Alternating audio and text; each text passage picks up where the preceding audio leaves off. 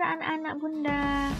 Bertemu lagi dengan Bunda Fauzia, Bunda Winda, Bunda Novia, dan Bunda Ayu.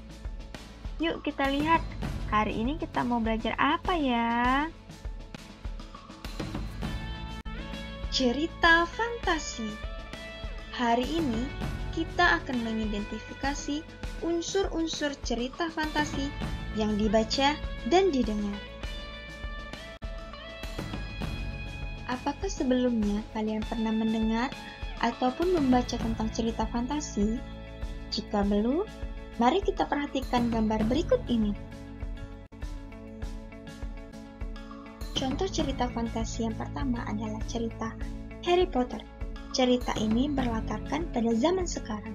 Sedangkan cerita fantasi yang kedua adalah cerita Jaka Tarub. Cerita ini berlatarkan pada zaman dahulu. Kedua cerita yang berbeda latar ini, mengapa ya bisa disebut cerita fantasi? Untuk alasannya, yang pertama, karena cerita tersebut bersifat khayal atau tidak benar-benar terjadi di dalam dunia nyata. Yang kedua, tokohnya mempunyai kesaktian ataupun kekuatan. Jadi, dapat kita simpulkan bahwa cerita fantasi adalah cerita yang bersifat khayal, yang mana tokohnya mempunyai kesaktian ataupun kekuatan. Di dalam cerita fantasi, pasti terdapat unsur intrinsik, yaitu unsur yang membangun dari dalam cerita. Adapun unsur-unsurnya, yang pertama, ada tema. Tema adalah gagasan atau ide yang mendasari suatu cerita. Kemudian ada tokoh dan penokohan. Tokoh adalah orang yang berperan di dalam cerita, sedangkan penokohan adalah wataknya. Kemudian ada latar. Latar ini bisa berupa waktu, tempat, maupun suasana. Kemudian ada alur. Alur merupakan rangkaian peristiwa yang terdapat di dalam cerita. Kemudian ada sudut pandang. Sudut pandang adalah posisi pengarang dalam sebuah cerita. Yang terakhir ada amanat.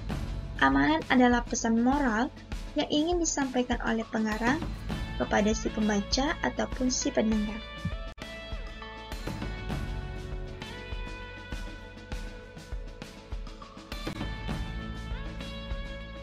Unsur ekstrinsik. Unsur ekstrinsik adalah unsur yang membangun dari luar cerita. Adapun unsur-unsurnya, yang pertama, tradisi dan nilai-nilai. Yang kedua, struktur kehidupan sosial.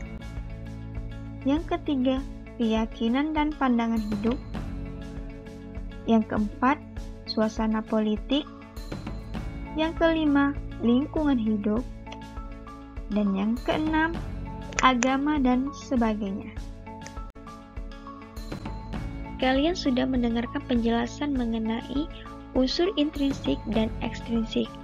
Sekarang, keluarkan buku latihan kalian.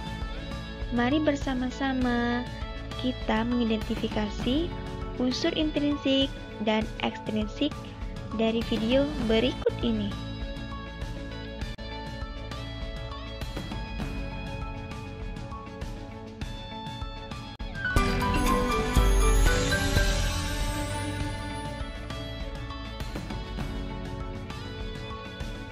Riri, cerita anak interaktif. Kisah si pahit lidah.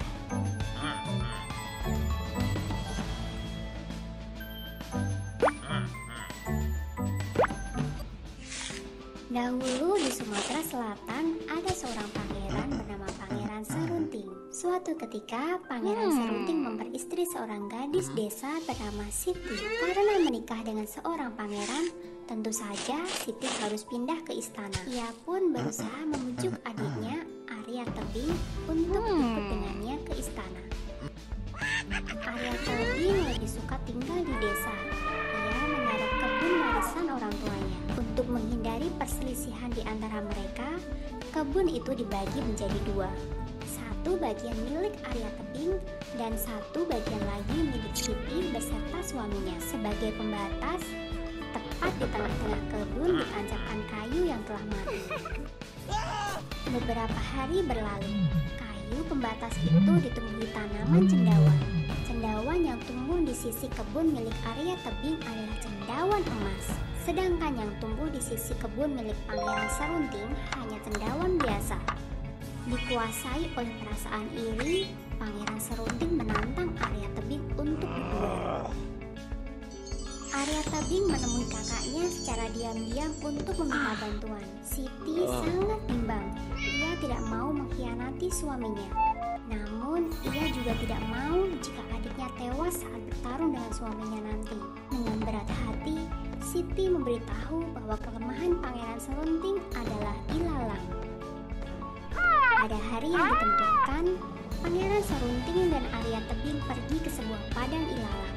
Pertarungan tidak berjalan dengan seimbang. Pangeran Serunting jauh lebih kuat. Merasa terdesak, Arya Tebing melemparkan batang ilalang ke arah Pangeran Serunting. Secara ajaib, semua kekuatan Pangeran Serunting lenyap dan ia pun roboh. Merasa dikhianati oleh istrinya, Pangeran Serunting mengembara ke Gunung Sikuntang. Di sana, ia bertemu dengan Sang Hyang Mahameru, Sang Dewa Sakti. Sang Dewa menjanjikan kekuatan sakti jika ia bersedia untuk tapa selama 2 tahun. Di balik rimbunan pohon bambu, Pangeran Serunting bertapa selama 2 tahun. Sesuai dengan janjinya, Sang Dewa datang untuk memberikan kekuatan sakti. Mulai sekarang, apapun yang diucapkan oleh Pangeran Serunting akan terwujud. Untuk menjajal kemampuannya, ia pun berkata, "Pohon tebu, jadilah batu." Pohon tebu itu berubah menjadi batu. Karena kesaktian lidahnya, ia dijuluki si pahit lidah. Dalam pengembaraan, si pahit lidah selalu berusaha melakukan perbuatan baik. Saat melintas di gunung gersang, ia merubah bumi itu menjadi hutan belantara. Dan ketika berjumpa dengan pasangan tua yang tidak memiliki anak, si pahit lidah mengubah satu helai rambut sang nenek menjadi seorang bayi monyet. Seiring berlalunya waktu, rasa dendamnya pada Arya Tebing pun hilang. Ia memutuskan untuk menemui istri tercintanya dan meminta maaf pada Arya Tebing. Kini mereka bertiga hidup dengan rukun dan damai di Sumidang. Dan si pahit lidah semakin terkenal karena sifat baiknya yang suka menolong orang. Pesan moralnya, jika kita memiliki kekuatan atau kepandaian, alangkah indahnya jika digunakan untuk menolong orang lain. Kisah si pahit lidah.